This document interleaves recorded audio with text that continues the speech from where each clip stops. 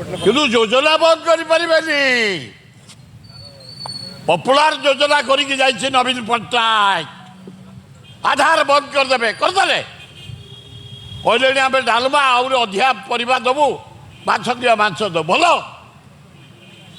ସେ ତାଙ୍କ କୋଠି ଧାନ ବିକ୍ରି କରିଦେବେ କି? ଆମ ଟ୍ୟାକ୍ସ ପଇସା, ଆମ ମାଇନିଂ ପଇସା, ଏ ଯେଉଁ ଆହାର ଦିଆହେଉଛି ମାଇନିଂ କର୍ପୋରେସନ ପଇସା, ତଳୁ ଲୁହା ପଥର ବାହାରୁଛି, କୋଇଲା ବାହାରୁଛି, ଅଭ୍ର ମାଗାନିଜ, ସେଇ ପଇସା ଦେବେ। ଭଲ ହେବ। ଯୋଜନା କ'ଣ ବନ୍ଦ କରିବେ? କାଳିଆ ଯୋଜନା, ମୁଖ୍ୟମନ୍ତ୍ରୀ ଯୋଜନା କେବଳ ନାଁ ପରିବର୍ତ୍ତନ। ଲକ୍ଷ୍ମୀ ବସ୍ ହଳଦିଆ ବସ୍ ହେଉଛି, କଲର ନେଳି ପରେ।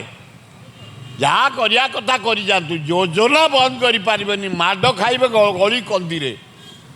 ଯଦି ଯୋଜନା ବନ୍ଦ କରିବେ, ଗରିବ ଲୋକ ପେଟରେ ଯଦି ହାତ ମାରିବେ, ଜନସାଧାରଣ ଛାଡ଼ିବେନି କେବେ।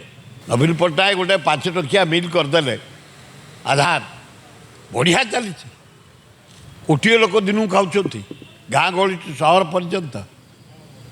ଆଜିକାଲି ଚାହା କପ୍ର ଦାମ ହେଉଛି 9 ଟଙ୍କା 10 ଟଙ୍କା, ପକୋଡ଼ି ପ୍ଲେଟ୍ 20 ଟଙ୍କା, ସିଙ୍ଗଡ଼ାଟା 10 ଟଙ୍କା। 5 ଟଙ୍କାରେ ଗୋଟେ ଭଲ ଭୋଜନ ମିଳୁଛି।